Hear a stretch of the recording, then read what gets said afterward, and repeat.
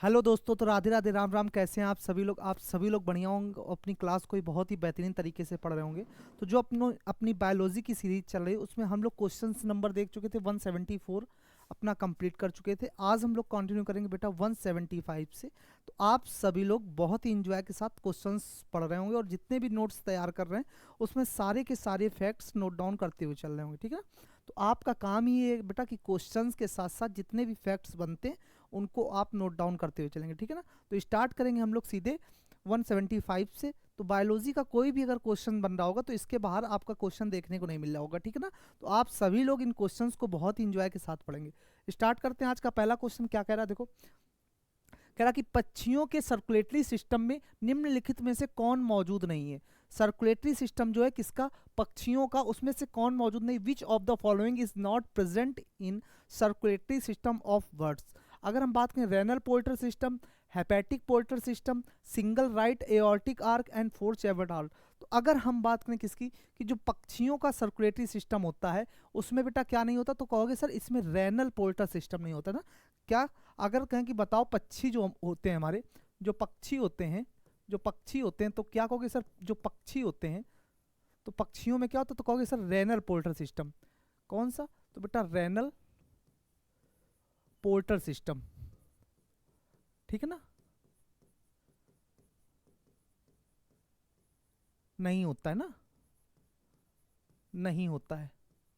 अगर कहा जाए कहाँ पाया जाता तो क्या कहोगे सर, ये निचले हिस्से में, जो जो निचले वर्टिब्रेट्स में, कहाँ, वर्टिब्रेट्स में पाया जाता है, ठीक है ना। तो अगर आपसे कहा जाए कि बताओ बताओ पक्षियों के सर्कुलेटरी सिस्टम में निम्नलिखित में से कौन मौजूद नहीं, तो कहोगे सर हेपेटिक पोर्टल सिस्टम तो मौजूद है, सिंगल राइट एओर्टिक भी पेस है यहाँ पर, फोर चैम्बर्ड हार्ट इसका होता है। तो मतलब ये तीनों चीजें तो हैं, लेकिन क्या नहीं है, तो कहोगे सर इसके रेनल पोर्टल सिस्टम नहीं है। क्या है, रेनल पोर्टल सिस्टम इसमें नहीं है, ठीक है ना। तो ये बात तो आप बेटा ध्यान रखोगे इसके लिए कि इसका जवाब क्या हो जाएगा, रेनल पोर्टल सिस्टम। अगर हम बात करें जो हमारा सर्कुलेटरी सिस्टम होता है ब्लड का, जैसे अगर हम कहें कि ब्लड सर्कुलेटरी सिस्टम क्या होता है, ब्लड सर्कुलेटरी सिस्टम,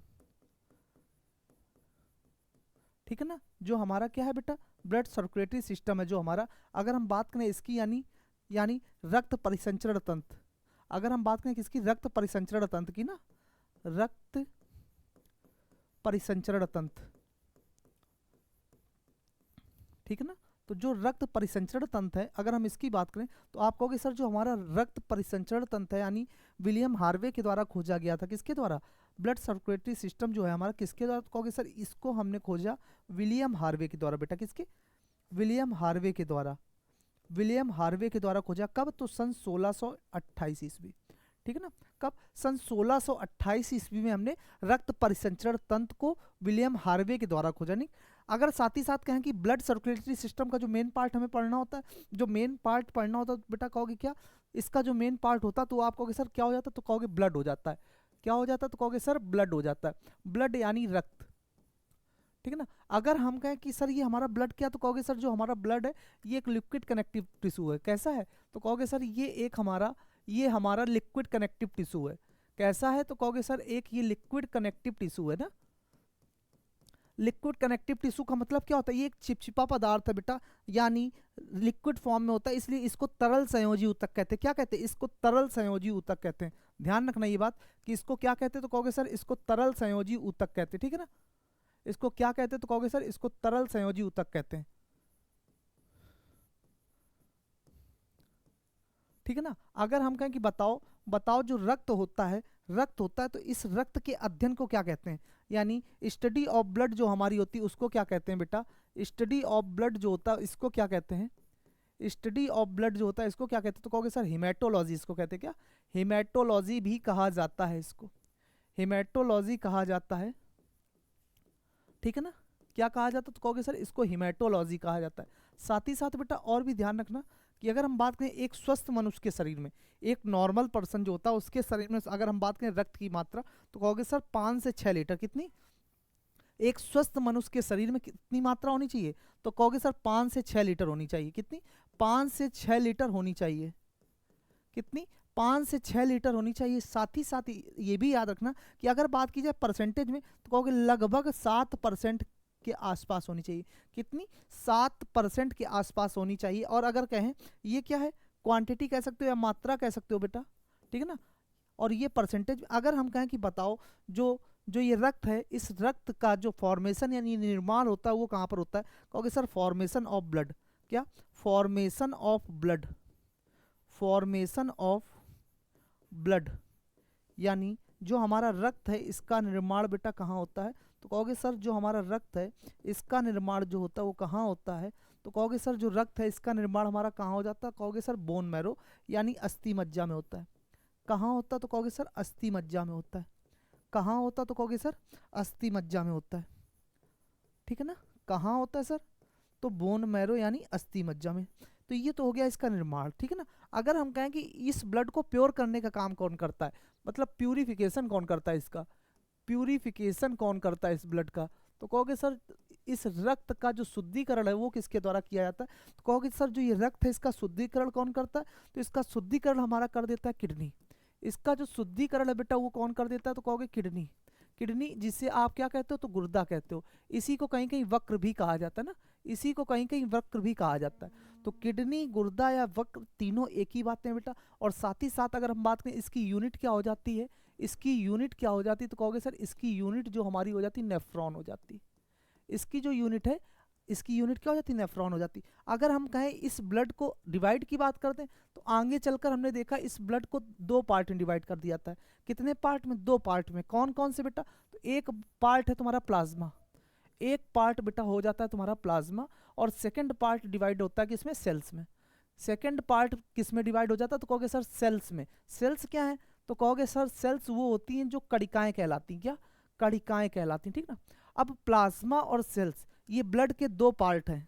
एक हमारा हो जाता है प्लाज्मा यानी प्लाज्मा, और सेल्स यानी कणिकाएं। अगर कहें जो हमारे शरीर में प्लाज्मा है, प्लाज्मा में सर्वाधिक भाग किसका पाया जाता है? पूछा जाएगा ना, जो हमारे बॉडी में प्लाज्मा है बेटा, इस प्लाज्मा में सबसे ज़्यादा मात्रा किसकी उपस्थित है? तो कहोगे सर इसमें सबसे ज़्यादा जो मात्रा हो जाती वो हमारी पानी की हो जाती है। किसकी? सर्वाधिक जो मात्रा हो जाती है हमारी इसमें पानी की हो जाती। कितनी? तो ऑप्शन आपको बेटा मिलेगा 90%। कितना? 90%। अगर 90 ना मिले तो 90 से लेकर 92% मिल सकता है। मतलब 90 ना मिला तो 92% मिले, तो आप परेशान ना होना, 90 से लेकर 92%। चाहो तो लिख लो इसको, 90 से लेकर 92% तक, ठीक ना। तो सर्वाधिक मात्रा प्लाज्मा में किसकी होती है? 90 से 92% हमारा पानी होता है। 7% बेटा इसमें प्रोटीन की मात्रा होती है। 7% इसमें किसकी? प्रोटीन की मात्रा होती है, ठीक है। 7%, 7 से 9 भी मिल सकता है, लेकिन मिनिमम जो अप्रॉक्स होती 7% होती। और बाकी बचे हुए ईटीसी में आ जाएंगे आपके, मतलब जितने भी खनिज कह सकते हो, मिनरल्स, ठीक है ना। जितने भी आपके खनिज यानी मिनरल्स हैं वो सब इसी में उपस्थित हो जाते हैं। साथ ही साथ ये भी पूछा जाएगा कि बताओ जो प्लाज्मा है हमारा बेटा किस रंग का होता है? जो हमारा प्लाज्मा है किस रंग का होता है? तो कहोगे सर हल्के पीले रंग का होता है। कैसा होता है? हल्के पीले रंग का होता है हमारा। कौन? हल्का पीला यानी लाइट येलो। लाइट येलो बेटा, ठीक है ना, लाइट येलो। तो जो हमारा प्लाज्मा होता है उसका रंग कैसा होता है? तो कहोगे सर हल्का पीला होता है। पूछेगा किस प्रोटीन के कारण? तो ध्यान रखना किस प्रोटीन के कारण होता है? तो कहोगे सर बिलीरुबिन। इस प्रोटीन का नाम ध्यान रखना बेटा, कौन सा? बिलीरुबिन। कौन सा प्रोटीन है? तो बिलीरुबिन प्रोटीन। इस प्रोटीन के कारण क्या होता है? इसके कारण क्या होता है? इसके कारण तुम्हारा जो प्लाज्मा होता है इसका रंग कैसा होता है? तो इसका रंग होता है बेटा पीला, ठीक है ना। अगर पूछा है इस बिलीरुबिन प्रोटीन को बनाता कौन है? भाई कहीं ना कहीं से तो आता होगा, कोई भी चीज़ तैयार हो रही तो कहाँ से आएगी? तो कहोगे सर हल्का पीला करता बिलीरुबिन प्रोटीन, और बनाने का काम इसको कौन करता है? लीवर करता है। बनाने का काम इसको कौन करता है? तो बनाने का काम इसको लीवर करता है। लीवर जिसे आप क्या कहते हो? यकृत। क्या कहते हो? यकृत। इसी को साइंस की भाषा में जिगरा कहा जाता है बेटा। क्या? जिगरा, लीवर या यकृत, ये तीनों शब्द एक ही हैं। इंग्लिश में इसको साइंस की भाषा में हिपैट कहते हैं। क्या? इंग्लिश में इसको साइंस की भाषा में हिपैट कहते हैं। इसीलिए कहा जाए कि बताओ लीवर का अध्ययन क्या कहलाता है? यानी स्टडी ऑफ लीवर, यानी स्टडी ऑफ लीवर तुमसे बोल दिया जाए, बताओ क्या कहलाता है? तो कहोगे सर हिपैटोलॉजी। क्या कहोगे तुम? हिपैटोलॉजी कहा जाता है। बात क्लियर है? बात क्लियर है बेटा? क्या जो यकृत है इसका अध्ययन क्या कहलाता है? तो कहोगे सर जो यकृत यानी लीवर है इसका जो अध्ययन कहलाता है उससे हम कहते हैं क्या? हिपैटोलॉजी। हिपैटोलॉजी, ठीक है ना। चलो, तो ये तो बेटा बात थी किसकी कि सर जो प्लाज्मा होता है सर्वाधिक मात्रा इसमें किसकी होती है? पानी की होती है 90 से 92%। जो प्रोटीन होता है वो 7% होता है और बाकी बचा हुआ क्या हो जाता है? इसमें खनिज हो जाता है, ठीक है ना। और किस प्रोटीन के कारण? तो बिलीरुबिन प्रोटीन के कारण। जो बनाता कौन है? लीवर, यकृत या जिगरा। और साइंस की भाषा में इस लीवर को आप क्या कहते हो बेटा? तो कहोगे सर इसको हम कहते हैं हिपैट। इसलिए जो इसका अध्ययन होता है यकृत का वो कहलाता है हिपैटोलॉजी, ठीक है ना। अब अगर तुमसे कहते कि सर प्रोटीन तो 7% होते हैं लेकिन इसमें कौन कौन से प्रोटीन रहते हैं? तो आप नाम ध्यान रखना, एक एल्ब्यूमिन प्रोटीन होता है बेटा। कौन सा? एल्बुमिन। एल्बुमिन प्रोटीन, ठीक है ना। एक हो जाता है हमारा प्रोथ्राम्बिन प्रोटीन। प्रोथ्राम्बिन प्रोटीन। एक हो जाता है थ्रोम्बिन प्रोटीन बेटा। एक हो जाता है फाइब्रोनोजिन। फाइब्रोनोजिन। एक हो जाता है हिपैरिन। ये सारे प्रोटीन उपस्थित होते हैं किसमें? ये सारे प्रोटीन उपस्थित, इसके अलावा भी और भी कई होते हैं ना। इसके अलावा और भी कई प्रोटीन होते हैं जो इसमें उपस्थित होते हैं। पूछा जाएगा कि बताओ बताओ प्लाज्मा में सर्वाधिक प्रोटीन कौन सा उपस्थित होता है? तो कहोगे सर्वाधिक जो उपस्थित होता है वो हमारा एल्बुमिन हो जाता है। जो सर्वाधिक उपस्थित होता है तो वो कौन सा उपस्थित है? एल्बुमिन प्रोटीन जो हो जाता है हमारा सर्वाधिक उपस्थित हो जाता है किसमें? प्रोटीन में, ठीक है ना। तो इस तरीके से आपको याद रखना है। खनिज सारे उपस्थित होते हैं, वो पूछा नहीं जाएगा। तुमसे पूछा जाएगा कौन कौन से, तो इतने प्रोटीन, इसके बाद भी 2-4 हैं लेकिन सर्वाधिक मात्रा तुम्हें किसकी मिलेगी? कहोगे सर एल्ब्यूमिन जो प्रोटीन होता है उसकी हमें सबसे ज़्यादा मात्रा मिल जाती है। और यहाँ पे कौन सा हो जाता है? बिलीरुबिन प्रोटीन हो जाता है, ठीक है ना। तो ये ध्यान रखना है, ये बातें आपको फिर हम लोग आगे चल के पढ़ेंगे कभी सेल के बारे में, दूसरी क्लास में देख लेंगे सेल के बारे में। तो ये बात तुम्हें ध्यान रखनी बेटा, ठीक है ना। ये बात तुम्हें ध्यान रखनी। चलो नेक्स्ट क्वेश्चन पे बढ़ते हैं हम अपने। तो इसका आंसर क्या हो गया था? टिक कर लिया आपने? हाँ, ऑप्शन नंबर ए हो जाएगा रेनल पोर्टर सिस्टम। कौन सा? रेनल पोर्टर सिस्टम, ठीक है ना। चलो नेक्स्ट क्वेश्चन क्या कह रहा है? जो नेक्स्ट क्वेश्चन है कह रहा है कि सबसे बड़ा हार्ट यानी शरीर का जो शरीर है वजन का प्रतिशत कहाँ पाया जाता है? ऑप्शन है मेढक, कबूतर, मनुष्य या हमिंगबर्ड, ठीक। तो मेढक, कबूतर, मनुष्य, हमिंगबर्ड। तो अगर हम बात करें क्या सबसे बड़ा हार्ट जो है, सबसे बड़ा जो हार्ट है यानी शरीर वजन का प्रतिशत कहाँ? तो कहोगे सर हमिंगबर्ड। ऑप्शन तो हो जाएगा हमारा कौन सा? हमिंगबर्ड, यानी ऑप्शन नंबर डी। कुछ बात करेंगे वैज्ञानिक नाम की, अपने बात करेंगे बेटा किसकी? वैज्ञानिक नाम की, क्योंकि वैज्ञानिक नाम से आपका क्वेश्चन जरूर पूछा जाता है ना। तो जो वैज्ञानिक नाम है इससे आप क्वेश्चन अपना देखने को मिल जाता है, ठीक ना। तो कैसे याद करोगे? देखो, चलो देखो, अगर बात हम करें जैसे मेढक दिया गया है, क्या दिया गया है? मेढक। तो ध्यान रखना अगर हम बात करें मेढक के वैज्ञानिक नाम की तो इसका जो वैज्ञानिक नाम होता है बेटा राना टिग्रीना। क्या? तो राना टिग्रीना, ठीक है, राना टिग्रीना। उसके बाद अगर कहें तो मनुष्य, मनुष्य का वैज्ञानिक नाम बेटा क्या हो जाता है? अगर हम कहें मनुष्य तो जो मनुष्य है उसका वैज्ञानिक नाम हो जाता है होमोसेपियंस। जो मनुष्य, होमोसेपियंस, होमोसेपियंस, ठीक है ना। जो मनुष्य है उसका वैज्ञानिक नाम बेटा हो जाता है क्या? होमोसेपियंस। अगर साथ ही साथ कहें बताओ गेहूं का वैज्ञानिक नाम, गेहूं, इसका वैज्ञानिक नाम क्या हो जाता है? कहोगे sir Triticum aestivum. Triticum, Triticum aestivum, Triticum aestivum, ठीक है ना। ट्रिटिकम एस्टिवम हो जाएगा। अगर कहें बताओ चावल का वैज्ञानिक नाम, चावल का वैज्ञानिक नाम, तो कहोगे सर चावल का वैज्ञानिक नाम क्या हो जाएगा? ओरिजा सटाइवा। ओरिजा, ओरिजा सटाइवा, ओरिजा सटाइवा, ठीक है। ये हो जाता किसका? चावल का। अगर साथ ही साथ कहा जाए बताओ मोर का वैज्ञानिक नाम बेटा, मोर का वैज्ञानिक नाम, तो कहोगे पावोक्रिस्टेसस। क्या? पावोक्रिस्टेसस। क्या? पावोक्रिस्टेसस, ठीक है ना। अगर बात करें किसकी? अगर बात कर लें बेटा बकरी की, तो बकरी का भी ध्यान रखना, बकरी का होता है कैप्टाहिटमस। क्या? अगर बात करें बकरी का तो बकरी का होता है कैप्टाहिटमस, कैप्टाहिटमस, ठीक है ना। जो बकरी है उसका वैज्ञानिक नाम क्या हो जाता है? तो कहोगे सर कैप्टाहिटमस। अगर गाय की बात करें तो गाय का हो जाता है बॉस प्रोमोजीनियस। बॉस प्रोमोजीनियस, बॉस प्रोमोजीनियस हो जाता ना। अगर बैल की बात करें साथ ही साथ बॉस इंडिकस लिखो बेटा यहाँ, क्या बॉस इंडिकस गाय का होता है, बॉस इंडिकस गाय हो जाती और बॉस प्रोमोजीनियस हमारा बैल हो जाता है, बॉस प्रोमोजीनियस।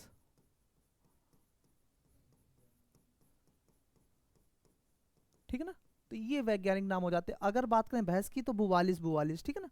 तो ये सारे तुम्हें ध्यान रखने हैं बेटा कि मेढक जिसका वैज्ञानिक नाम हो जाता है राना टिग्रीना, मनुष्य जिसका वैज्ञानिक नाम हो जाता है होमोसेपियंस, गेहूं जिसका वैज्ञानिक नाम हो जाता है क्या, गेहूं जिसका वैज्ञानिक नाम हो जाता है ट्रिटिकम एस्टिवम, और चावल जिसका नाम हो जाता है ओरिजा सटाइवा, मोर पावोक्रिस्टस, बकरी कैप्टा हिटमस, गाय बॉस इंडिकस और बैल हमारा हो जाता है क्या बॉस प्रोमोजीनियस। तो इस तरीके से बेटा तुम्हें नाम ध्यान रखने हैं। ठीक, अगर कहा जाए बताओ सर्वाधिक मात्रा कार्बोहाइड्रेट की हमें किस में मिलती है, तुमसे पूछा जाएगा ना कि बताओ कार्बोहाइड्रेट सर्वाधिक किस में होता, तो तुम कहोगे सर सर्वाधिक जो मात्रा होती है कार्बोहाइड्रेट की अनाज में उपस्थित होती, जैसे गेहूं चावल जौ ये सब क्या है अनाज है, इसमें सर्वाधिक जो मात्रा होती बेटा किसकी होती, तो कहोगे सर हमारी ये हो जाती है किसमें अनाज में हो जाती है। ठीक है ना, तो अगर हम नेक्स्ट क्वेश्चन पे देखें ऑप्शन हमारा राइट हो जाएगा क्या, हमिंग बर्ड, जो सबसे बड़ा हार्ट पूछा गया था। ठीक, हमिंग बर्ड कहा कि 10 जोड़ी क्रेनियल नर्व्स कहाँ पाई जाती हैं, जो 10 जोड़ी क्रेनियल नर्व्स है कहाँ पाई जाती हैं, ऑप्शन है आपका रेप्टाइल्स एम्फीबियंस बर्ड्स और मैमल्स। तो अगर हम बात करें किसकी, अगर हम बात करें 10 जोड़ी क्रेनियल, 10 जोड़ी 10 जोड़ी क्रेनियल हमारी बेटा किस में पाई जाती हैं, तो कहोगे सर ये हमारी एम्फीबियंस में पाई जाती हैं, किस में पाई जाती हैं एम्फीबियंस में पाई जाती हैं बेटा, एम्फीबियंस में पाई जाती हैं। ठीक है, तो ध्यान रखना ये किस में पाई जाती है एम्फीबियंस में पाई जाती हैं। जैसे मेढक में एम्फीबियंस का अगर हम बात करें एग्जाम्पल, अगर हम बात करें एग्जाम्पल तो इसमें कितनी पाई जाती हैं 10 जोड़ी पाई जाती हैं। ठीक है ना, बाकी आपके जो बचे कौन कौन से बच गए, तो कहोगे सर रेप्टाइल्स, रेप्टाइल्स रेप्टाइल्स बच गया, बर्ड्स हो गया, बर्ड्स हो गया और मैमल्स हो गया, मैमल्स हो गया। ठीक, तो ये आप ध्यान रखना बेटा मैमल्स बर्ड्स और रेप्टाइल्स मैमल्स, इनमें आपका क्या पाया जाता, तो कहोगे सर इनमें आपकी पाई जाती है 12 यानी 12 जोड़ी। ठीक है ना, तो आपसे क्वेश्चन में क्या पूछा गया था कि बताओ 10 जोड़ी क्रेनियल रब जो नब्स हैं हमारी किस में देखी जाती है, तो कहोगे सर ये एम्फीबियंस में देखी जाती हैं। एग्जाम्पल जो इसमें आते हैं तो हमने एक एग्जाम्पल ले लिया मेढक जिसमें 10 जोड़ी पाई जाती हैं, बाकी जो आपका बच जाता है रेप्टाइल्स हुआ बर्ड्स हुआ और मैमल्स हुआ, इनमें सब में कितनी पाई जाती है, तो कहोगे सर 12 यानी 12 जोड़ी पाई जाती है। ठीक है ना, तो ऑप्शन आपका राइट हो जाएगा, ऑप्शन आपका बेटा राइट हो जाएगा क्या एम्फीबियंस। अगर हम बात करें बताओ जो पक्षियों का अध्ययन होता है उसको क्या कहते हो, जो पक्षियों का अध्ययन होता है उसको क्या कहते हो, पक्षियों का अध्ययन क्या कहलाता है, पक्षियों का जो अध्ययन होता है क्या कहते हो, तो कहोगे सर इसको कहते हैं ऑर्निथोलॉजी। क्या कहते हैं, तो कहोगे सर इसको हम कहते हैं ऑर्निथोलॉजी। ठीक है ना, ऑर्निथोलॉजी। अगर हम बात करें कीटों का अध्ययन क्या कहलाता है, कीटों का अध्ययन क्या कहलाता है, कीटों का अध्ययन क्या कहलाता है, तो कहोगे सर इसका अध्ययन कहलाता है एंटोमोलॉजी, एंटोमोलॉजी। ठीक है ना, कीटों का अध्ययन क्या कहलाता है एंटोमोलॉजी। तो इसलिए ध्यान रखना बेटा ये सारी बातें आप ध्यान रखनी होंगी। तो जो 10 जोड़ी क्रेनियल है वो एम्फीबियंस में पाई जाती है, एग्जाम्पल के लिए हमारा मेढक हो गया, और रेप्टाइल्स बर्ड्स और मैमल्स जो अन्य ऑप्शन हमारे बच गए तो उसमें हमारी 12 जोड़ी यानी 12 पेयर्स पाए जाते हैं। ठीक है ना, तो ऑप्शन नंबर बी आपका एम्फीबियंस राइट हो जाएगा। चलो नेक्स्ट क्वेश्चन क्या कह रहा है, कह रहा कि बताओ पक्षी जो होते हैं हमारी इनकी मेटाबॉलिक दर क्या होती है, मैमल्स से अधिक होती है, रेप्टाइल्स से अधिक होती है और मैमल्स से कम होती, प्रोटोथेरियंस से अधिक लेकिन यूथेरियंस, और सी है सभी एमनीओट्स में सबसे कम।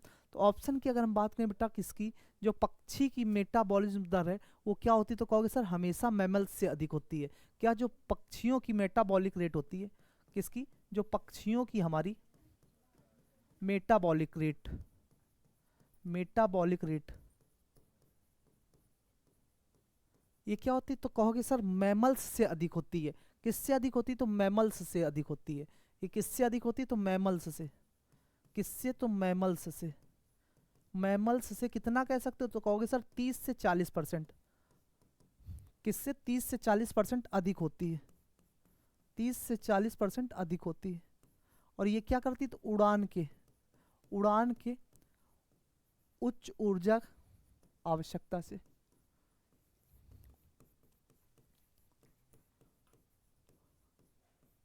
ठीक है ना। और अगर बात करें पक्षी कैसे होते हैं, एंडोथर्मिक या एक्सोथर्मिक, तो कहोगे सर पक्षी हमारे एंडोथर्मिक होते हैं। पक्षी हमारे कैसे होते हैं, पक्षी हमारे कैसे होते हैं, तो कहोगे सर एंडोथर्मिक होते हैं। पक्षी हमारे कैसे होते हैं बेटा, तो कहोगे सर एंडोथर्मिक होते हैं, एंडोथर्मिक होते हैं, एंडोथर्मिक होते हैं ना, एंडोथर्मिक होते हैं। चलो,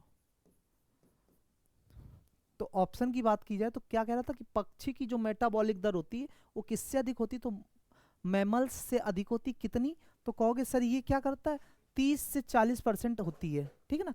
और अगर कहें पक्षी कैसे होते हैं, तो कहोगे सर एंडोथर्मिक होते हैं, उच्च मेटाबॉलिज्म से स्थिर ताप बनाए रखते हैं। क्या, उच्च, जो हमारा उच्च उच्च मेटाबॉलिज्म, उच्च मेटाबॉलिज्म, उच्च मेटाबॉलिज्म बेटा से स्थिर ताप बनाए रखते हैं, उच्च मेटाबॉलिज्म से स्थिर ताप बनाए रखते हैं, उच्च मेटाबॉलिज्म से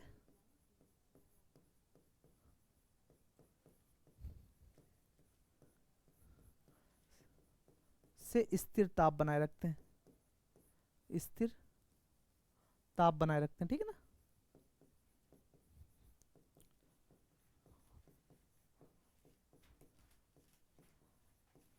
चलो देखो, तो यही पूछा गया था आपसे कि बताओ, बताओ पक्षी की मेटाबॉलिक जो दर होती है वो किससे अधिक होती है, तो कहोगे सर मैमल्स से अधिक होती है। कितनी, तो 30 से 40% अधिक होती है। उड़ान की उच्च ऊर्जा की आवश्यकता है। ठीक है, इसके लिए किसकी, तो उड़ान की उच्च ऊर्जा की। अगर हम बात करें कैसे होते हैं पक्षी हमारे, तो कहोगे सर एंडोथर्मिक होते हैं। और ये करते हैं तो कहोगे उच्च मेटाबॉलिज्म से स्थिर ताप बनाए रखते हैं। ठीक है ना। तो ऑप्शन ए राइट हो जाएगा, मैमल्स से अधिक।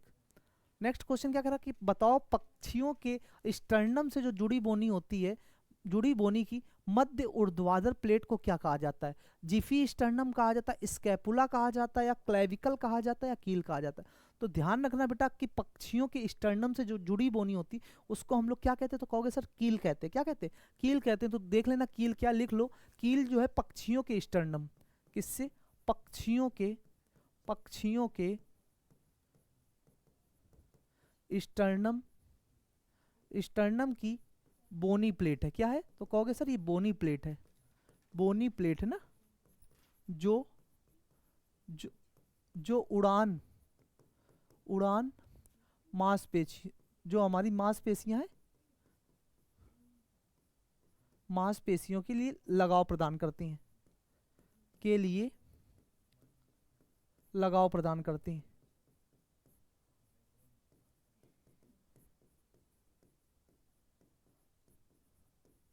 ठीक है, तो ऑप्शन इसका कौन सा राइट हो जाएगा बेटा, कहोगे कील, क्या राइट हो जाएगा, कील।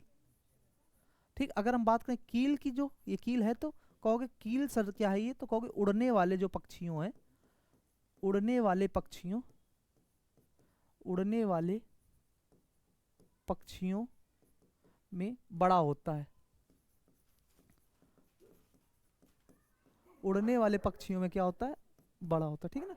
तो कहोगे पक्षियों के स्टर्नम की जो बोनी होती है, बोनी प्लेट है, जो उड़ान मांसपेशियों के लिए क्या होता है, लगाव प्रदान करती है। अगर बात करें किसकी, तो कौन सा ऑप्शन राइट हो जाएगा, कील।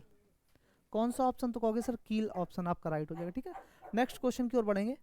नेक्स्ट कह रहा कि शुतुरमुर्ग जो है किस सुपर ऑर्डर से संबंधित है। ऑप्शन है आपका नियोनिर्थस, पोलियोग्नाथे एंड नियोग्नाथे। तो ऑप्शन आप ध्यान रखना बेटा, किसकी बात कर रहा है, शुतुरमुर्ग की बात कर रहा है। तो शुतुरमुर्ग क्या होता है, तो कहोगे क्या, तो ये ऑप्शन नंबर क्या, पोलियोग्नाथे।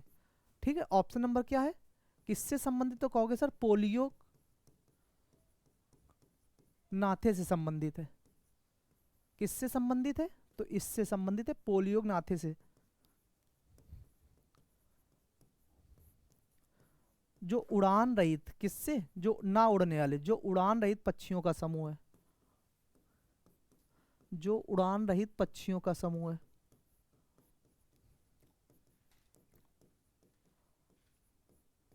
अब बात करें कि इसमें कौन कौन आता है पोलियोगनाथे में, तो कहोगे सर शुतुरमुर्ग, ईमू, कीवी, ये सब। ठीक है, क्या एग्जाम्पल लिखना चाहो तो लिख लो इसके। पोलियोगनाथे इसमें कौन कौन आता, तो कहोगे शुतुरमुर्ग, ठीक है ना, ईमू, ठीक है ना, कीवी,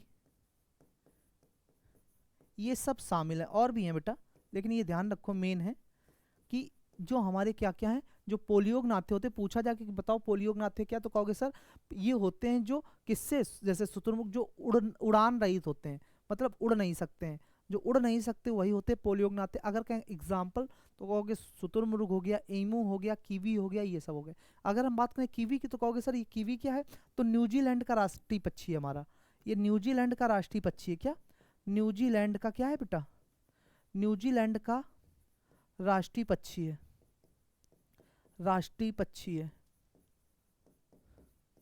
राष्ट्रीय पक्षी है कौन, तो कहोगे कीवी। कीवी जो तुम खाते हो ये भी वहीं से शब्द आया है और वहीं से निर्यात भी होती है।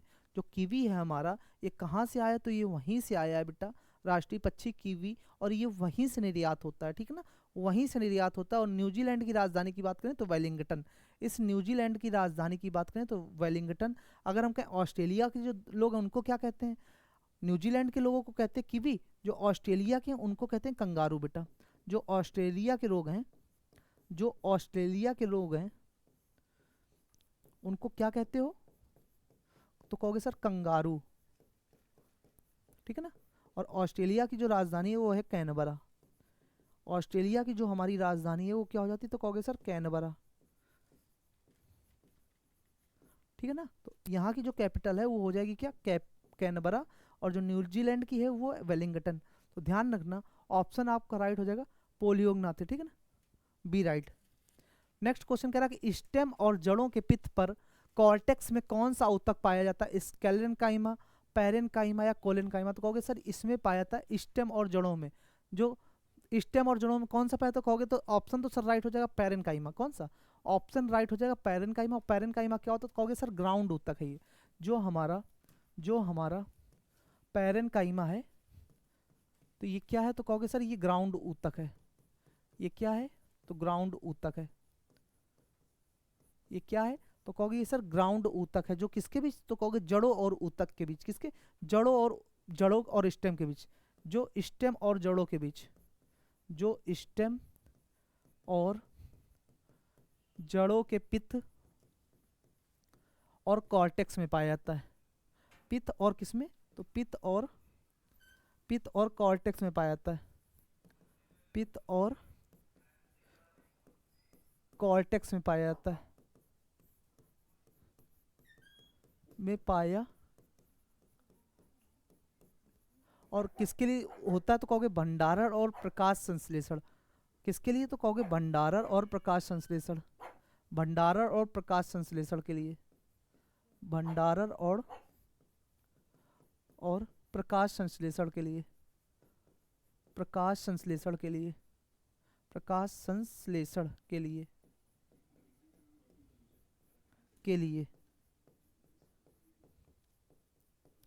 ठीक है ना। तो आपसे कहा जाए कि बताओ पैरेनकाइमा क्या, तो कहोगे सर ग्राउंड ऊतक है, ये क्या ग्राउंड ऊतक है, यानी स्टेम और जड़ों के पित्त और कॉर्टेक्स में पाया जाता है, भंडारण और प्रकाश संश्लेषण के लिए होता है, ठीक है ना। तो ये हो जाएगा क्या पैरेनकाइमा, ऑप्शन राइट हो जाएगा। अगर कहीं प्रकाश संश्लेषण के लिए किन किन चीज़ों की आवश्यकता होती है, तो कहोगे सर जो हमारा प्रकाश संश्लेषण होता है, जो हमारा प्रकाश संश्लेषण होता है, फोटोसिंथेसिस होता है, इसके लिए हमें क्या क्या चाहिए, तो कहोगे सर प्रकाश संश्लेषण के लिए आपको कार्बन डाइऑक्साइड,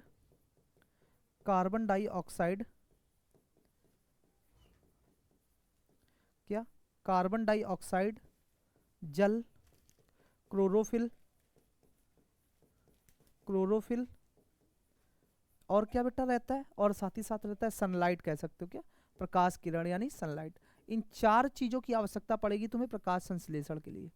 क्या इन 4 चीज़ों की आवश्यकता पड़ेगी जब कार्बन डाइऑक्साइड को जल के साथ रिएक्ट कराओगे, किसकी उपस्थिति में, क्लोरोफिल और सनलाइट की उपस्थिति में, तो तुम्हें जो उत्पाद प्रोडक्ट मिलता है वो क्या मिल जाएगा, तो वो तुम्हें ग्लूकोज मिल जाएगा। क्या पूछा जाएगा कि बताओ क्या प्राप्त होता है, तो कहोगे सर ग्लूकोज C6H12O6 प्राप्त होता है हमें, क्या C6H12O6 प्राप्त होता है, और साथ में प्रकाश संश्लेषण की क्रिया में कौन सी गैस मिलती है, तो कहोगे सर O2 गैस मिल जाती है। क्या मिल जाता है, तो कहोगे सर O2 गैस हमें मिल जाती है। तो ये बातें बेटा ध्यान रखनी, तुम्हें ये सारी बातें ध्यान रखनी है। पैरेनकाइमा क्या है, तो कहोगे सर ग्राउंड ऊतक है, स्टेम और जड़ों के पित्त और कॉर्टेक्स में पाया जाता है, और भंडारण और किसके लिए, भंडारण और तुम्हारे प्रकाश संश्लेषण के लिए होता है, ठीक है ना। तो ऑप्शन आपका कौन सा राइट हो जाएगा, ऑप्शन आपका राइट हो जाएगा बी पैरेनकाइमा, ठीक है ना, पैरेनकाइमा। नेक्स्ट कह रहा कि बताओ जो हमारे उच्च जानवर होते हैं उनमें त्वचा जो होती है किससे बनी होती है, मतलब कि in higher animals the skin is made up of, in higher animals the skin is made up of, तो ऑप्शन इज एपिथेलियल ऊतक, कनेक्टिव ऊतक या नर्व ऊतक। तो अगर हम बात करें किसकी, जो हमारा कनेक्टिव ऊतक है तो वो तो आपका ब्लड से रिलेटेड हो गया। अगर बात करें एपिथेलियल ऊतक, तो ये जो त्वचा की बाहरी होती है, क्या जो हमारी बाहरी होती है किसकी, स्किन की, तो वही होती है क्या, त्वचा का बाहरी स्तर बेटा, क्या जो त्वचा का बाहरी स्तर, त्वचा का जो बाहरी स्तर होता है क्या, एपिडर्मिस, एपिथेलियल ऊतक से बना होता है, ठीक ना। किससे बना होता है, तो कहोगे एपिथेलियल ऊतक, थैलियल है, ऊतक से बना होता है, ऊतक से बना होता है। और करता क्या, तो कहोगे जो सुरक्षा प्रदान करता है, नहीं। और ये बेटा त्वचा कितने प्रकार की होती है, तो इसके दो स्तर होते हैं। पहली बात तो ये कि ध्यान रखो कि जो हमारी स्किन है, त्वचा का बाहरी स्तर किससे, एपिडर्मिस यानी एपिथेलियल ऊतक से बना होता है। और काम क्या करता है, तो कहोगे सर ये सुरक्षा प्रदान करने का काम करता है। दो स्तर होते हैं इसमें, कौन कौन से, कहोगे एपिडर्मिस और डर्मिस, इसके दो स्तर होते हैं, यहाँ लिखो त्वचा, एक होता है क्या एपिडर्मिस और एक होता है डर्मिस। एपिडर्मिस बेटा और क्या डर्मिस, एपिडर्मिस और डर्मिस, ये दो होते हैं, एक एपिडर्मिस और डर्मिस, ठीक है ना। अगर बात करें एपिडर्मिस की, ये होता है एपिथेलियर और ये होता है कनेक्टिव। ये क्या होता है, तो कहोगे ये एपिथेलियर होता है सर। ये क्या होता है, ये एपिथेलियर होता है, ये एपिथेलियर होता है तुम्हारा, और ये हो जाता है कनेक्टिव, ठीक है ना।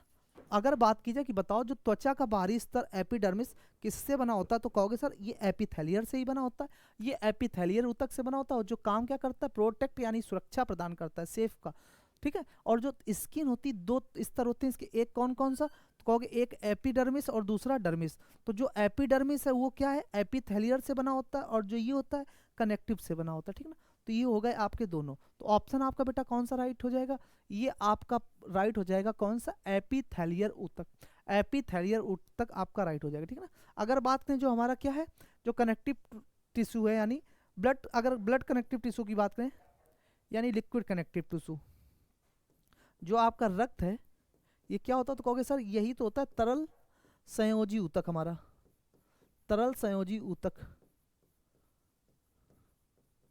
ठीक है ना। यानी ब्लड जो होता है हमारा कैसा होता है, तो कहोगे ये सर लिक्विड कनेक्टिव टिश्यू होता है। ये कैसा होता है, तो कहोगे सर ये हमारा लिक्विड कनेक्टिव टिश्यू होता है, क्या होता है, तो कहोगे सर ये हमारा लिक्विड कनेक्टिव टिश्यू होता है, तो ऑप्शन आपका राइट हो जाएगा एपिथेलियर यानी ऑप्शन नंबर ए, क्या एपिथेलियर यानी ऑप्शन नंबर ए, ठीक है ना। नेक्स्ट क्वेश्चन की ओर बढ़े, कह रहा कि रक्त क्या है, तो देखो रक्त अभी तो बताया था बेटा, पीछे की स्लाइड पे थोड़ा सा आना पड़ेगा हम लोगों को। रक्त की अगर बात करें,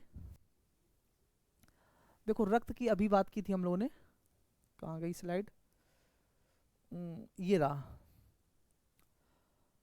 ये था बेटा कि रक्त क्या है, तो कहोगे सर रक्त तो हमारा क्या है, तरल संयोजी ऊतक है, क्या है, तरल संयोजी ऊतक है। और जो हमारा ब्लड सर्कुलेटरी सिस्टम था इसकी खोज किसके द्वारा की गई, तो कहोगे सर विलियम हार्वे के द्वारा, कब, सन 1628 ईस्वी में, ठीक है ना।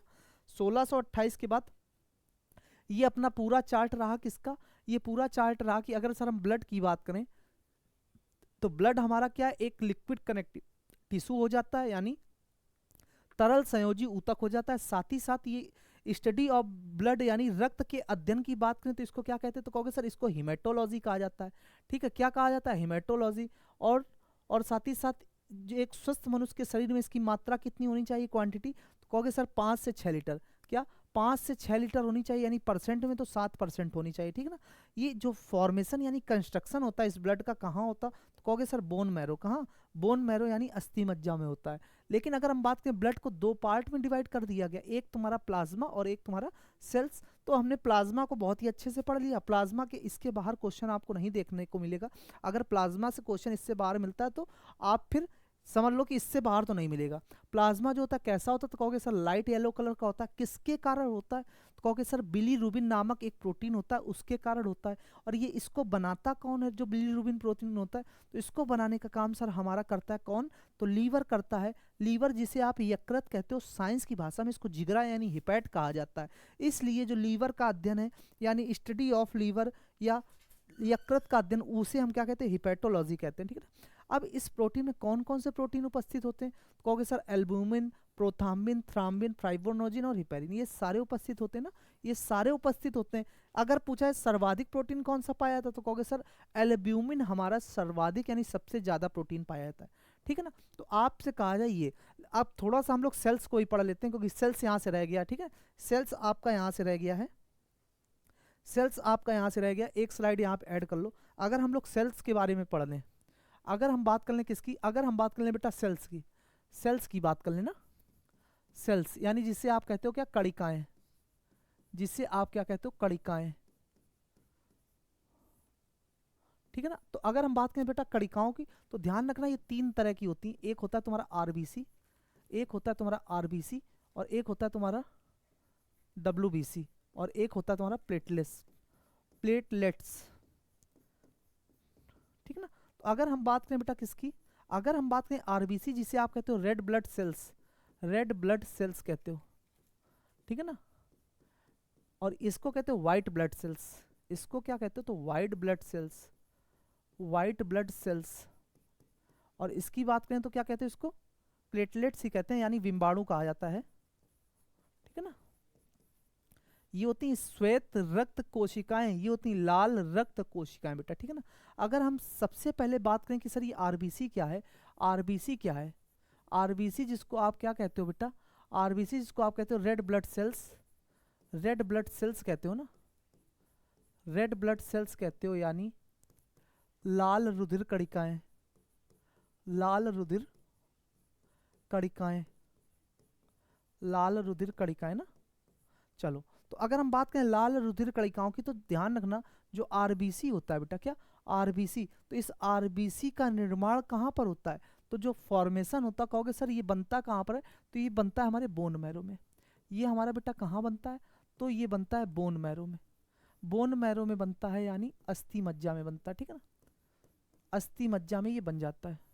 अगर हम बात करें जो ये आरबीसी होता है, यानी बनता तो बोन मैरो में, लेकिन इसका नाम क्या होता है, तो कहोगे सर इसका नाम जो होता है एरिथ्रोसाइट होता है, इसका नाम सर एरिथ्रोसाइट होता है, इसका नाम सर क्या होता है, तो एरिथ्रोसाइट होता है, इरिथ्रोसाइट होता है, इरिथ्रोसाइट होता है, क्लियर बात।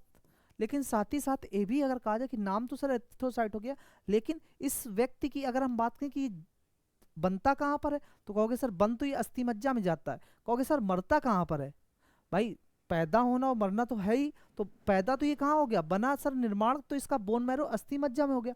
पूछा गया इसका जीवन काल कितना होता है, पहले ये बता दो, मतलब इसकी लाइफ कितनी होती है, तो लाइफ कितनी होती है, कहोगे सर 20 से 120 दिन होती है। इसकी जो लाइफ होती है वो कितनी होती है, तो कहोगे सर इसकी लाइफ 20 से 120 दिन तक होती है। अगर कहें इसकी मृत्यु कहाँ होती है, इसकी मृत्यु यानी आरबीसी का कब्रिस्तान किसे कहते हैं, आरबीसी का कब्रिस्तान, आरबीसी का कब्रिस्तान किसको कहते हैं, तो कहोगे सर जो आरबीसी का कब्रिस्तान है वो कहते हो प्लीहा को, किसको कहते हो, प्लीहा को, और इसी को तिल्ली कहते हैं बेटा। प्लीहा का ही दूसरा नाम तिल्ली है, और इंग्लिश वर्ड स्प्लीन है, इंग्लिश वर्ड तुम्हारा क्या हो जाता है, स्प्लीन। तो अगर हम कहें बेटा कि बताओ जो हमारी लाल रुधिर कणिकाएं यानी रेड ब्लड सेल्स हैं, इनका नाम, तो बता देना कि सर इनका नाम हमारा एरिथ्रोसाइट हो जाता है, ठीक है। इनका जीवन का लाइफ स्पैन कितना होता है, 20 से 120 दिन। इनकी मृत्यु कहाँ होती, प्लीहा यानी तिल्ली। और ये बन कहाँ जाते हैं, यानी फॉर्मेशन इनका कहाँ होता है, तो कहोगे सर बोन मैरो यानी अस्थि मज्जा में इनका क्या हो जाता है, बोन मैरो अस्थि मज्जा में इनका क्या हो जाता है, तो कहोगे सर इनका निर्माण कहाँ हो जाता है, बोन मैरो या अस्थि मज्जा में। अगर कहा जाए कि बताओ बताओ इनमें क्या उपस्थित नहीं होता, तो कहोगे सर इनमें केंद्रक अनुपस्थित होता है। पूछा जाएगा केंद्रक होता है या नहीं, तो कहोगे सर केंद्रक अनुपस्थित होता है इसमें, केंद्रक अनुपस्थित होता है। केंद्रक जो होता है वो कैसा होता है, तो कहोगे सर ये अनुपस्थित होता है। केंद्रक कैसा होता है, तो ये अनुपस्थित होता है। केंद्रक नहीं होता, लेकिन अपवाद स्वरूप दो हैं जिनमें केंद्रक पाया जाता है, ऊंट और लांबा। ऊंट और लामा, इनमें केंद्रक पाया जाता है। इनमें केंद्रक पाया जाता है। इनमें केंद्रक पाया जाता है। केंद्रक पाया जाता है, ठीक है ना। इनका काम क्या होता है, तो कहोगे ऑक्सीजन यानी O2 का परिवहन। इनका काम क्या होता है, तो कहोगे सर इनका काम इधर लिख लो, O2 का परिवहन करते हैं ये, ऑक्सीजन का परिवहन। O2 यानी ऑक्सीजन का परिवहन करते हैं। O2 यानी ऑक्सीजन, ऑक्सीजन का परिवहन करते हैं। और ऑक्सीजन की खोज करने वाले जी प्रिस्टले हो गए। ऑक्सीजन की खोज करने वाले कौन हो गए, तो कहोगे सर ऑक्सीजन की खोज जिसने कर दी उनका नाम हो जाता है हमारा जी प्रिस्टले। उनका नाम बेटा क्या हो जाता है, जी प्रिस्टले। तो ध्यान रखना किसकी बात कर ली हमने, आरबीसी की। आरबीसी जिसका नाम क्या हो जाता है, रेड ब्लड सेल्स, नाम हो जाता है एरिथ्रोसाइट। कहाँ बनता है, यानी फॉर्मेशन कहाँ होता है, फॉर्मेशन कहाँ होता है यानी निर्माण कहाँ होता है, तो कहोगे फॉर्मेशन कहाँ होता है, निर्माण होता है सर बोन मैरो यानी अस्थि मज्जा में। इसका नाम यानी नेम जो हो जाता है वो क्या हो जाता है, तो कहोगे सर एरिथ्रोसाइट हो जाता है। लाइफ इसकी 20 से 120 दिन होती है। आरबीसी का कब्रिस्तान प्लीहा तिल्ली स्प्लीन को कहा जाता है।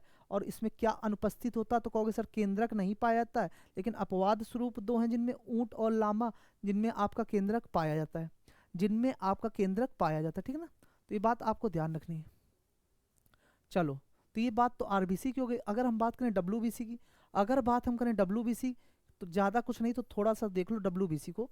डब्ल्यूबीसी बेटा white blood cells, white blood cells यानी श्वेत रुधिर कणिकाएं, श्वेत रुधिर, श्वेत रुधिर कणिकाएं ना, श्वेत रुधिर कणिकाएं। अगर हम कहें बेटा इसके नाम की बात करो तो इसका नाम हो जाता है ल्यूकोसाइट। इसका नाम हो जाता है ल्यूकोसाइट। इसका नाम हो जाता है क्या, तो इसका नाम हो जाता है ल्यूकोसाइट, ठीक है ना। अगर बात करें ये करता क्या, तो शरीर में रोगाणुओं से हमारी मदद करता है, यानी हमारे शरीर की प्रतिरक्षा तंत्र का ये रक्षक होता है। इसलिए इसे शरीर का पुलिसमैन कहा जाता है। इसलिए इसे शरीर का पुलिसमैन कहा जाता है, यानी गार्ड, गार्ड ऑफ बॉडी कहा जाता है। अगर हमारे शरीर में दो काम है, अगर हमारे शरीर में डब्ल्यूबीसी की कमी हो जाए बेटा, क्या अगर हमारे शरीर में डब्ल्यूबीसी की कमी हो जाए तो कौन सा रोग होता है, तो कहोगे सर अगर हमारे शरीर में डब्ल्यूबीसी की कमी हो जाए तो ल्यूकोपीनिया रोग होता है। पूछा जाएगा तुमसे, ध्यान रखना बेटा।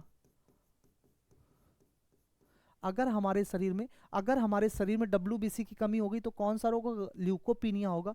अगर हमारे शरीर में डब्ल्यूबीसी की अधिकता हो गई, क्या हो गई, अधिकता हो गई, तो कौन सा होगा, ल्यूकेमिया रोग होगा।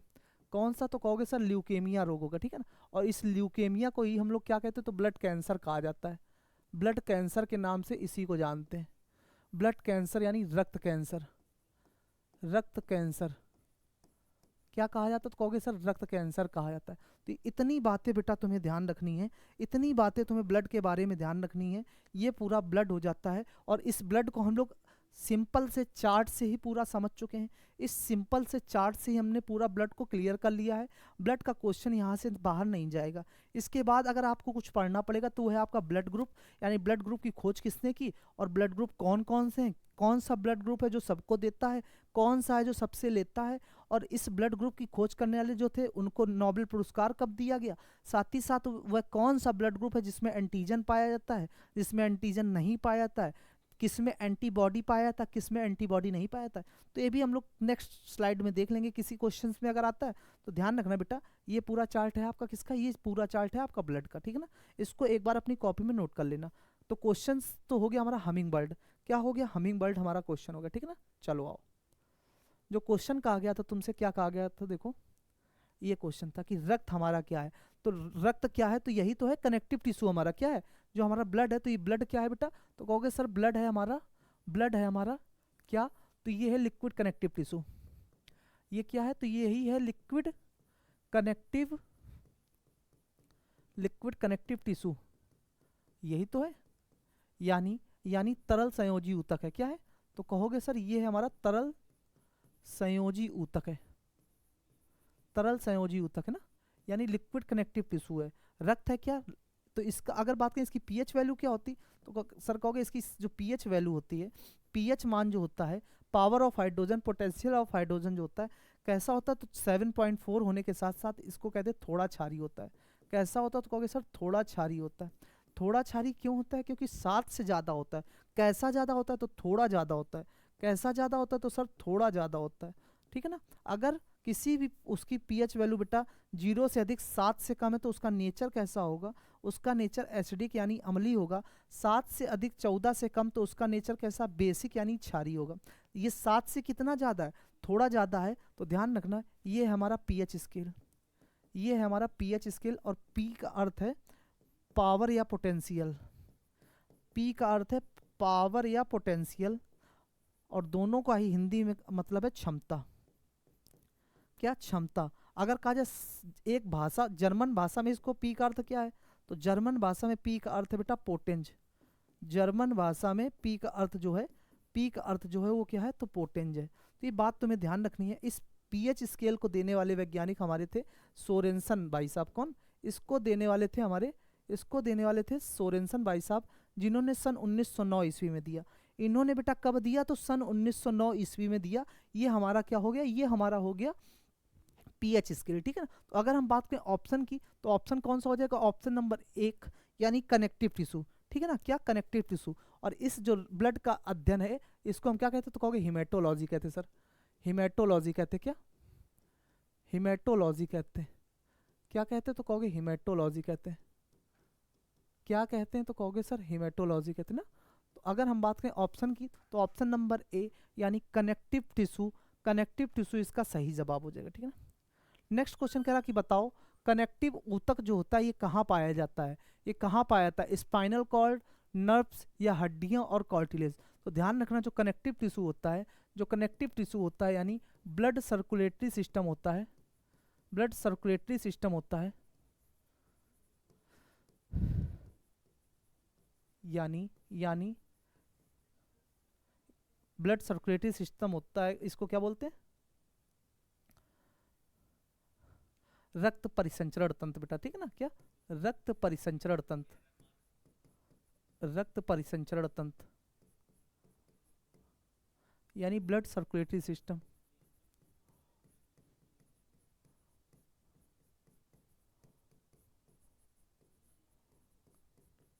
ठीक है ना। जो हमारा क्या होता है, ब्लड सर्कुलेटरी सिस्टम होता है, किसके द्वारा दिया गया, तो कहा तुमने सर 1628 ईस्वी में विलियम हार्वे के द्वारा दिया गया।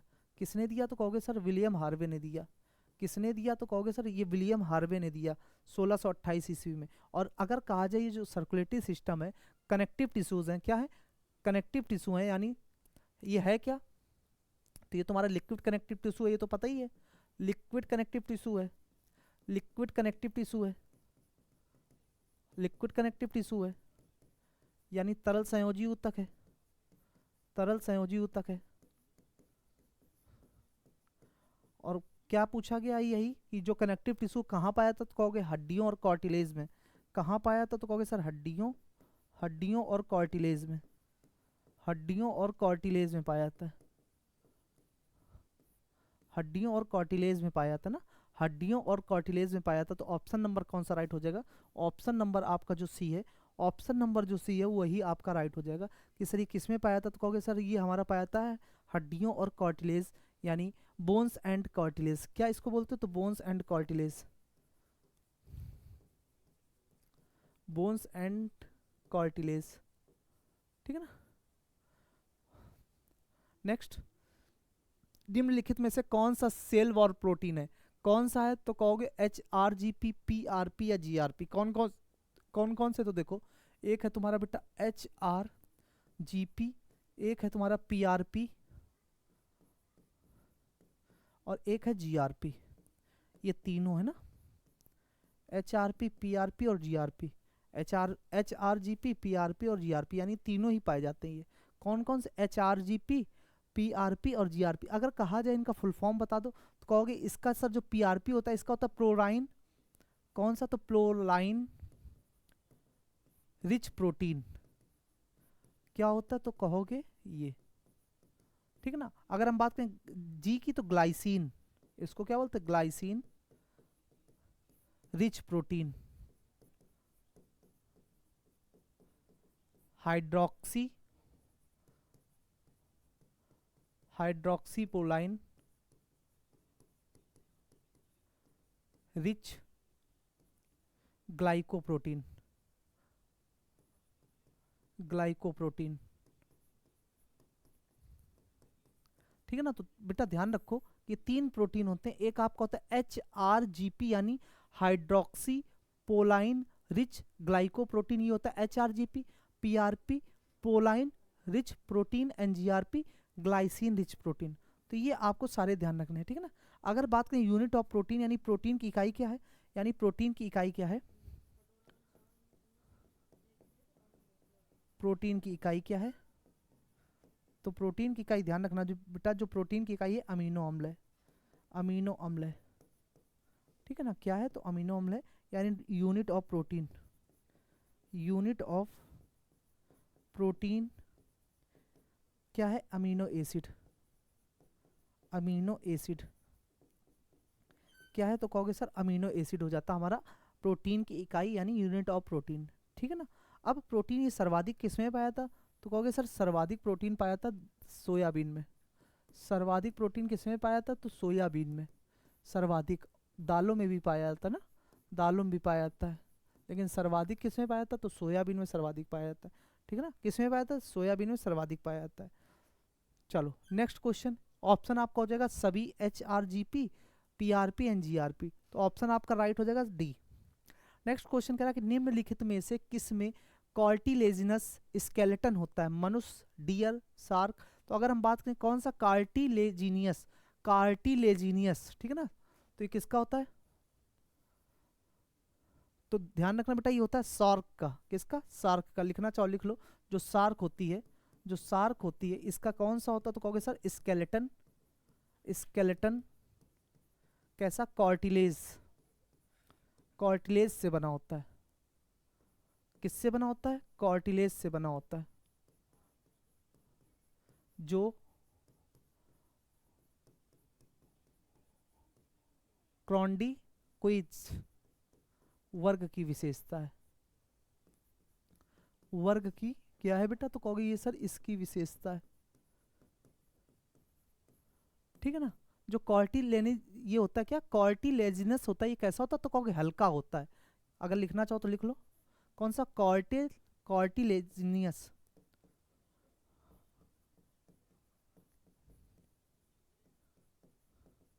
कहोगे कैसा होता है, जो स्केलेटन होता है, स्केलेटन होता है, कहोगे सर हल्का, हल्का और लचीला होता है, हल्का और लचीला होता है। तो क्या करता है, अगर लचीला होगा तो तैरने में मदद करेगा, यानी तैराकी में मदद करता है। यानी तैराकी में बेटा क्या करता है, तो तैराकी में ही हमारी मदद करता है।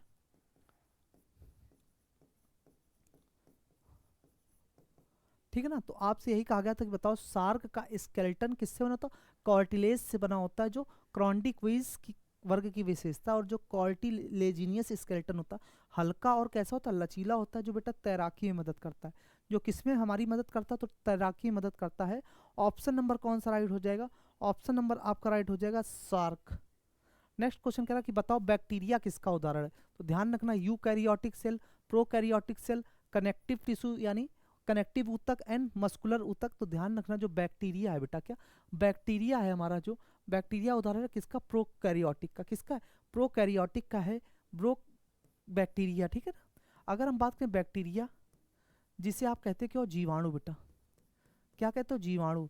तो इसकी पहले तो ये जो स्टडी होती है इसकी, इसका जो अध्ययन होता है, इसका जो अध्ययन होता है क्या कहते हो, तो बैक्टीरियोलॉजी कहते हो इसको। क्या कहते हो, बैक्टीरियोलॉजी कहते हो। ठीक, हिंदी में भी यही लिखा जाएगा कि स्टडी ऑफ बैक्टीरिया इज, तो कहोगे बैक्टीरियोलॉजी। अब अगर हम कहें कि इस बैक्टीरिया की खोज किसने की थी, इस बैक्टीरिया की खोज किसने की थी, बैक्टीरिया की खोज बेटा किसने की थी, बैक्टीरिया की खोज किसने की थी,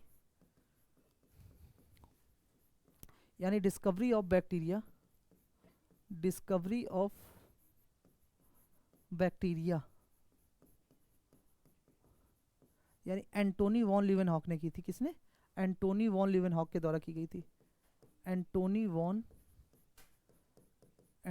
वॉन ल्यूवेनहॉक, किसके द्वारा? Antony von Leeuwenhoek.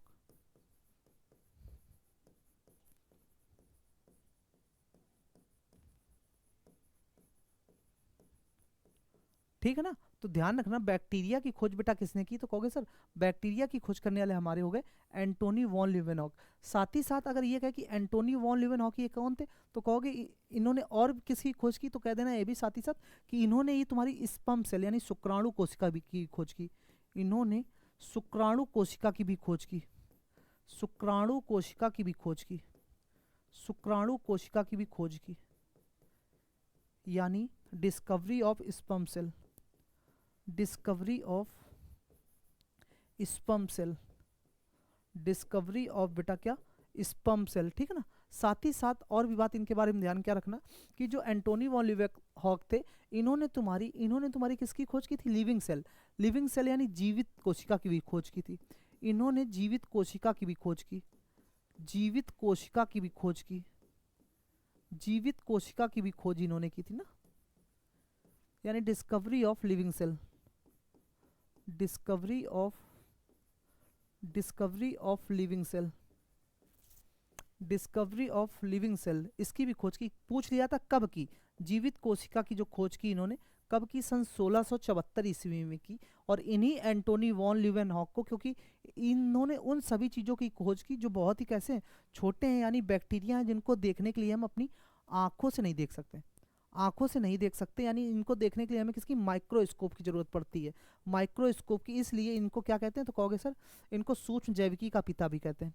इनको इनको सूक्ष्म जैविकी का पिता कहते हैं, इनको सूक्ष्म जैविकी का पिता कहते हैं, सूक्ष्म जैविकी का पिता कहा जाता है, सूक्ष्म जैविकी का पिता कहा जाता है, सूक्ष्म जैविकी का पिता कहा जाता है, फादर ऑफ माइक्रोबायोलॉजी कहा जाता है, फादर ऑफ माइक्रोबायोलॉजी कहा जाता है, फादर ऑफ माइक्रोबायोलॉजी कहा जाता है। ठीक है ना। और इन सभी वस्तुओं को देखने के लिए हमें किसकी आवश्यकता पड़ती है? किसकी आवश्यकता पड़ती है? तो ध्यान रखोगे इन सभी को देखने के लिए हमें आवश्यकता पड़ती है बेटा किसकी? माइक्रोस्कोप यानी सूक्ष्मदर्शी की। ठीक है ना। तो ऑप्शन आपका कौन सा राइट हो जाएगा? Prokaryotic cell. कौन सा? प्रोकैरियोटिक सेल, यानी option number B. Next question क्या बताओ, कार्बोहाइड्रेट से ऊर्जा निकालने और एटीपी अणु बनाने वाले सेलुलर ऑर्गेनल जो हैं हमारे निम्नलिखित में से कौन से हैं? तो which of the following cellular organelles extracts energy from carbohydrates and ATP molecules? तो ऑप्शन की अगर हम बात करें माइटोकॉन्ड्रिया, क्लोरोप्लास्ट, राइबोसोम्स, न्यूक्लियस बार, तो बेटा ऑप्शन तो राइट हो जाएगा माइटोकॉन्ड्रिया। ऑप्शन राइट हो जाएगा क्या? माइटोकॉन्ड्रिया। अगर हम बात करें क्या power house of the cell किसे कहते हैं? Power house, power house of the cell, power house of the cell या कोशिका का ऊर्जा ग्रह, कोशिका का, कोशिका का पावर हाउस या कोशिका का ऊर्जा ग्रह, या कोशिका का ऊर्जा ग्रह किसको कहते हो? तो ध्यान रखना ये सारी बातें जो ये हमारे सारे हैं कि power house of the cell या कोशिका का पावर हाउस या कोशिका का ऊर्जा ग्रह, ये बेटा सब कहते हैं हम किसको? माइटोकॉन्ड्रिया। माइटोकॉन्ड्रिया किसको कहते हैं? तो माइटोकॉन्ड्रिया। ठीक है ना। अगर हम की बताओ प्रोटीन की फैक्ट्री किसको कहते हैं? प्रोटीन की फैक्ट्री किसे कहा जाता है? प्रोटीन की फैक्ट्री किसे कहते हैं? क्योंकि ये प्रोटीन का संश्लेषण जो करता है ना, तो फैक्ट्री ऑफ प्रोटीन किसे कहते हैं? फैक्ट्री ऑफ प्रोटीन किसे कहते हैं? फैक्ट्री ऑफ प्रोटीन किसे कहते हैं? फैक्ट्री ऑफ प्रोटीन बेटा किसे कहते हैं? तो फैक्ट्री ऑफ जो प्रोटीन होता है इसको हम बोलते हैं, ध्यान रखना, राइबोसोम्स को। किसको? राइबोसोम को।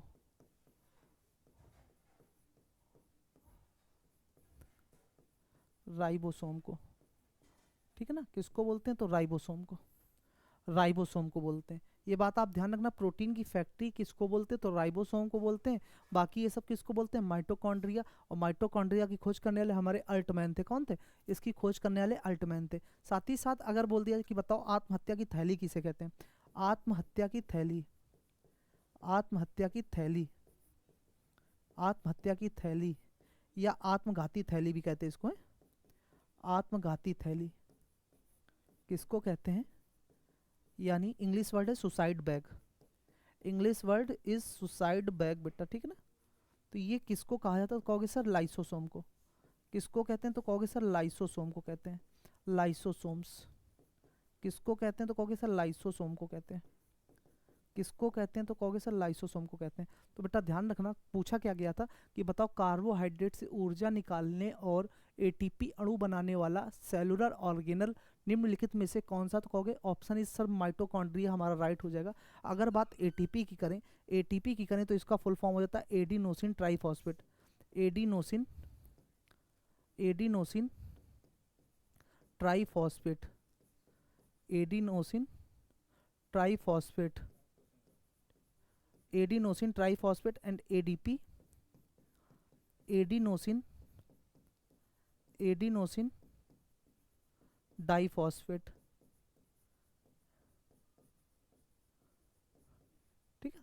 अगर हम कहें DNA, deoxy ribonucleic acid, ribonucleic acid and RNA ribonucleic acid, ribonucleic acid.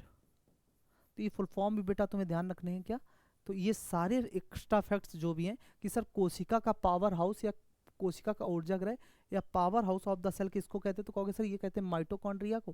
Protein की फैक्ट्री किसको कहते हैं, तो राइबोसोम्स को कहा जाता है। आत्महत्या की थैली या आत्मघाती थैली ये लाइसोसोम को कहा जाता है। और ये फुल फॉर्म है हमारे एटीपी यानी adenosine triphosphate, ADP adenosine diphosphate, DNA deoxy ribonucleic acid and RNA ribonucleic acid. तो ये बेटा आज के क्वेश्चंस थे जो बहुत ही ताकतवर कह सकते हो इनको, मतलब इनकी जो थ्योरी बन सकती है आपके क्वेश्चंस की बहुत ही ज़्यादा आप कह सकते हो कि इसके बहुत ही फैक्ट्स हैं जो बने। ये स्लाइड भी आप बहुत ही अच्छे से पढ़ना और कॉपी में बहुत ही अच्छे से नोट डाउन करना, मतलब जितने भी इंपॉर्टेंट क्वेश्चंस बन सकते थे सारे के सारे एक एक क्वेश्चन मैंने आपको कराया हुआ है। बस आपका काम है इसको ज़्यादा से ज़्यादा तरीके से नोट करके उनको समय समय पे रिवीजन करना, और क्लास को भैया शेयर जरूर कर दिया करो एक बार, ठीक है। तो आज के हम लोग इतना ही रखते हैं, मिलेंगे कल इसी टाइम इसी समय और नेक्स्ट क्वेश्चन यानी 178 के साथ। Thank you.